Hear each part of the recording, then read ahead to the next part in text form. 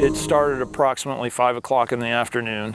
I was on my company in the city of Placentia, and the fire, we were listening to it over the radio and sounded like it was bumping up against some homes, and so they started launching resources pretty quickly.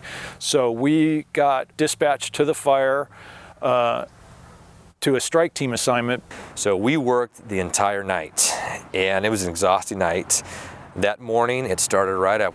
And that afternoon, we were along the 261 toll road mopping up, and there was some fire that was creeping up along Santiago Canyon Road, and resources were thin there. Most of our resources were in the Portola and Foothill Ranch area, and we were sent that way, and it was basically our strike team was asked to go help out a different division. So as we moved up the road here towards the location where we ultimately deployed our shelter, we came across 2 hand crews doing a burnout operation. They were trying to burn the eucalyptus away from the road. There's a community behind us that is homes that are in the interface. It's a box end canyon. There's probably 2,000 residents in there. So the priority was keep the fire on that side of the road so it doesn't impact that community.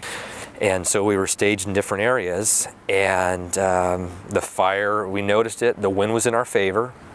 It was blowing down. The fire, and it was a pretty long fire front too. It got into some of these eucalyptus trees, and we were watching the fire was going straight up. The wind was in our favor, and then all of a sudden we saw the wind shift and it spotted over.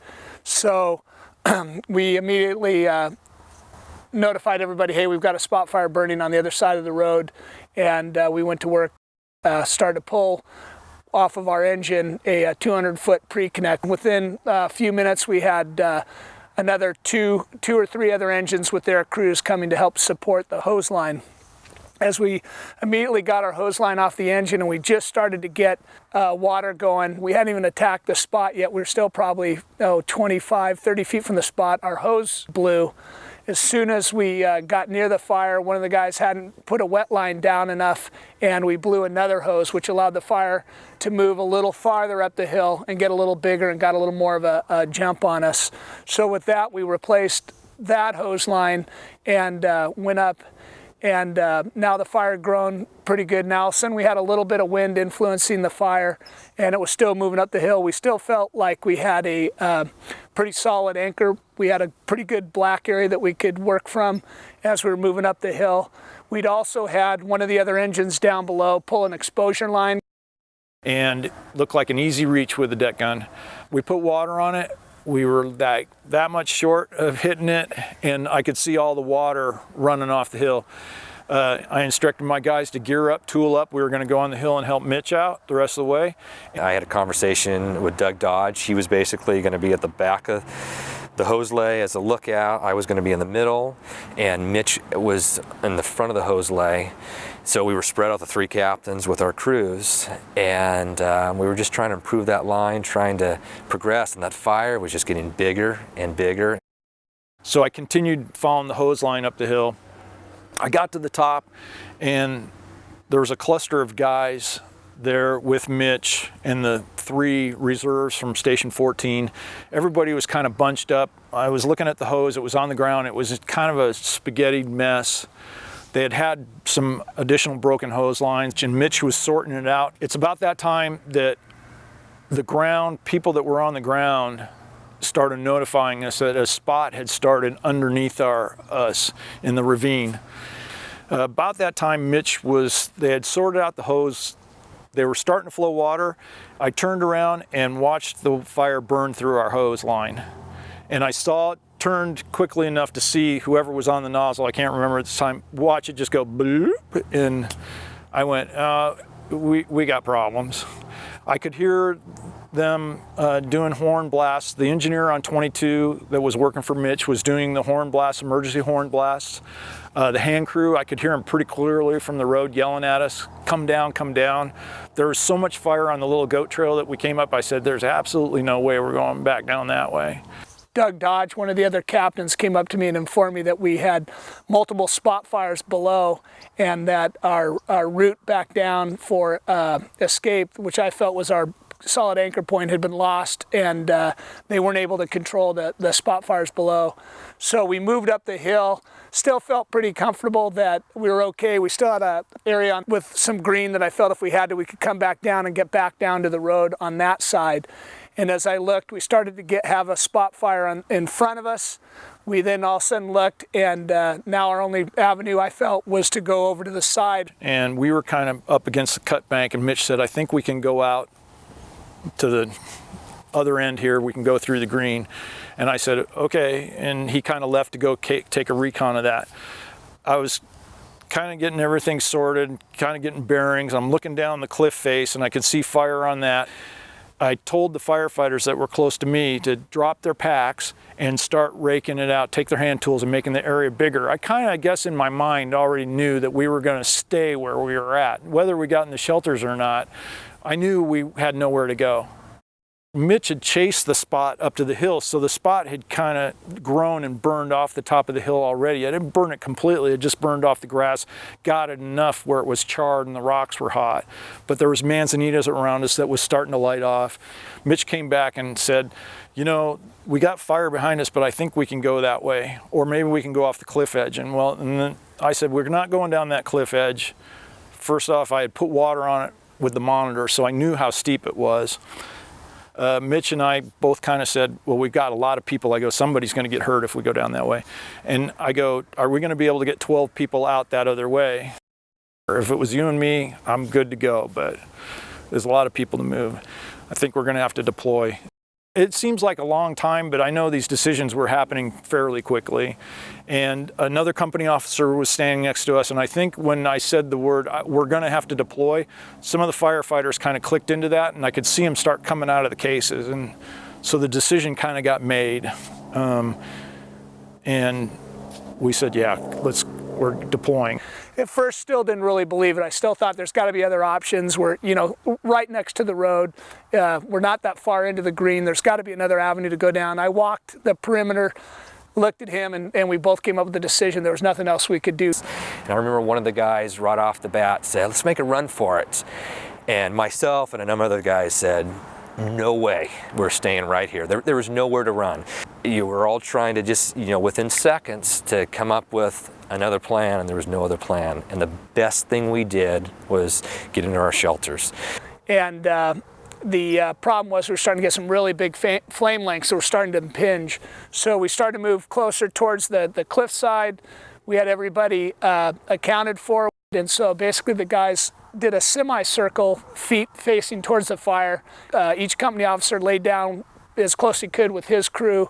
The deployment itself went smooth. The hardest part was you could see that some of the guys were really, really nervous.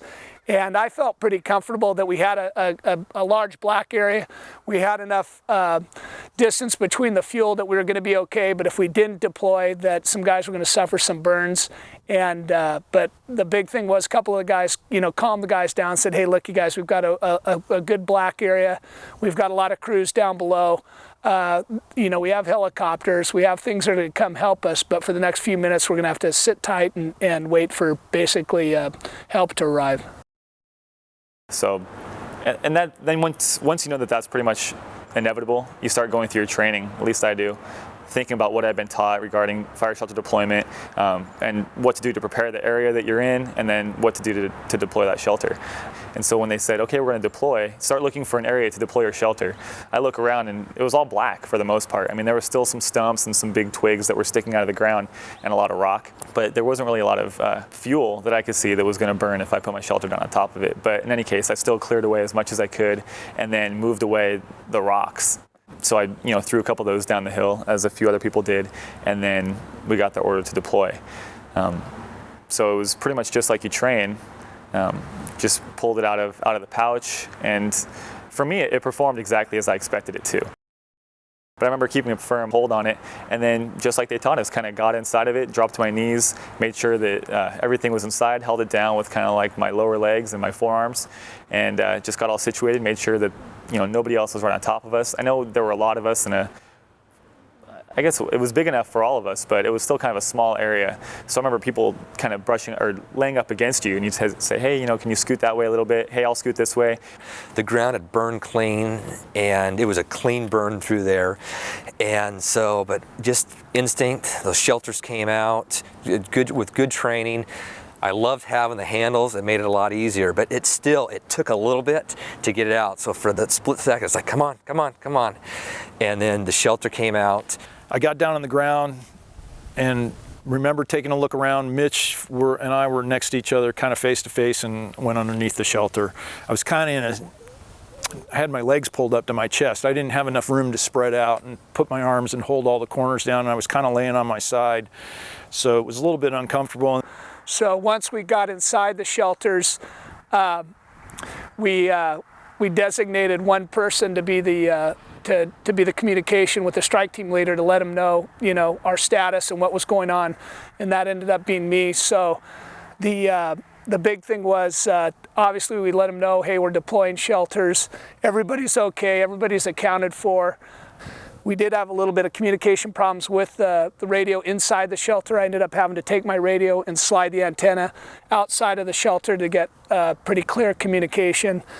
We let him know, look, we're laying down right now. Everything's good. It was pretty hot inside the shelters, due to the fact that the area we were in had just burned. There was a lot of cobblestone in the area too, so we were laying on a lot of hot rocks, which added to the heat in the shelter. There was a few snags and some things laying on the ground that were still burning, so some of the guys had pretty good smoke in their shelter. And as it started to go on in duration as far as being in the shelter, the heat did increase from the east side with all the fuel that we had burning, and you could hear it burning and cracking. I hadn't expected to deploy a fire shelter in the black in an area that had just burned. And so I'd say that there were some factors involved with that I hadn't necessarily anticipated. One of them was, I'd say the biggest one, was the heat of the ground. I hadn't expected the ground to be so hot when we decided to lay down on top of it. And so my knees, pretty much from my knees down and my elbows through my forearms were hot. And anything that had like a button or a zipper, anything that was metal, anything that was close to the ground was hot. And so that was made the biggest impression in my mind, was how hot it was inside and how hot the ground was. And so I was sort of like a lizard on a hot rock, just trying to push myself off and have as much or as little of my body touching the ground as possible. But you can only do that for so long, because I forget exactly how long we were in there, but it was definitely longer than I could keep my body off the ground. So there was that aspect that was a little uncomfortable, but it wasn't unbearable. Of course, I'm not going to get out. As much as I want to, I'm not going to get out. So I just kind of had to put up with that. Second was the smokiness inside the shelter. Because everything had just burned, there were little stumps and twigs and everything was smoking inside the shelter and filling the shelter up with smoke. And that was another instance where I thought, well, I could just lift the corner of the shelter and maybe get some fresh air. But I couldn't see. I didn't want to check the conditions on my own. I'm not claustrophobic at all, but I definitely remember thinking, this is uncomfortable. I don't like this at all. I want to be out of here. But again, you just revert back to the training, and they tell you, resist all urges to get out of your fire shelter. So we sat tight, let the strike team leader know that we weren't going to do anything until we were given the sign that it was all clear. I communicated with him, hey, how's it looking over our head? Do we still have a lot of fire up above us or around us? And he said, yeah, sit tight. You still got a lot of fire. And I said, look, we're not going to move till you tell us it's safe to come out of the shelters. So we sat for about 15 minutes inside the shelter. At about 12 minutes, we heard one of our helicopters coming, and we heard the water drop right next to us. Immediately could feel everything cool down considerably with that first water drop. Then we could hear the chainsaws down below with the hand crew there firing up chainsaws to cut a line to come into where we were.